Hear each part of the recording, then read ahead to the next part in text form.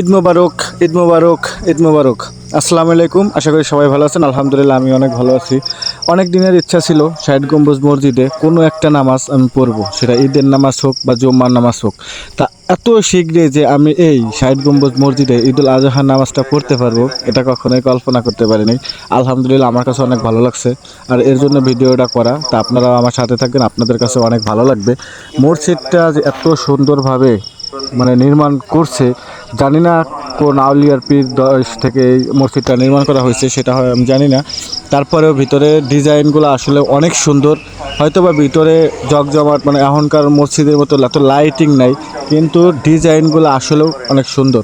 তা অজু করে নিলাম, অজু করার পরে এখন মসজিদে প্রবেশ করব। প্রবেশ করার পরে আপনারা দেখবেন ভিতরে নির্মাণ কাজগুলো কত সুন্দর ডিজাইন। আমি জানি অনেকে এই মসজিদটা সম্পর্কে টাকার পিছনে দেখছেন, কিন্তু অনেকে দেখতে চান বাস্তবে। হয়তোবা আমার এই ভিডিওর মাঝে তাদের আর কি এই মসজিদটা দেখার সৌভাগ্য হবে। তা আমি চলে আসলাম, এখন বসে আছি।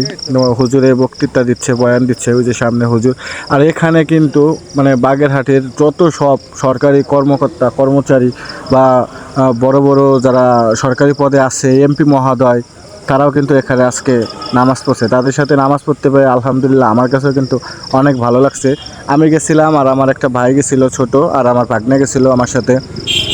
তা নামাজ শেষ হয়ে গেল।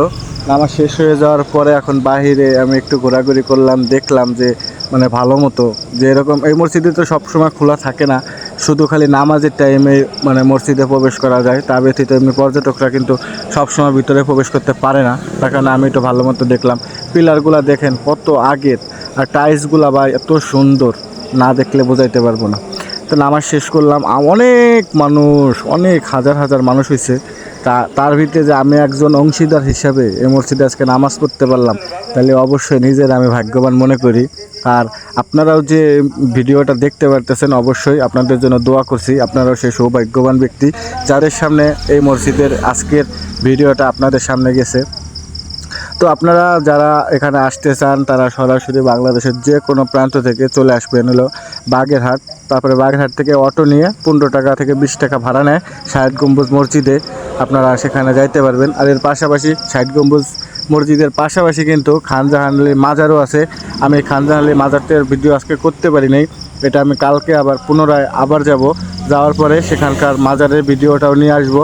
আপনারা সবাই এই ভিডিওতে লাইক কমেন্ট শেয়ার করে পাশে থাকবেন, যাতে মাজারের ভিডিওটা, মাজারের ইতিহাস তুলে ধরবো, মাজারের কুমির কোথায় আছে, ধলা পাহাড় কালা পাহাড়, এটাও আমি নিয়ে আসবো। আপনারা সবাই থাকবেন।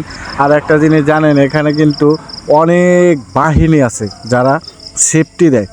আপনার র্যাব আছে, পুলিশ আছে, আনসার আছে, ব্যাটালিয়ান আছে, তারা কিন্তু সবাই কিন্তু গার্ড দেয়।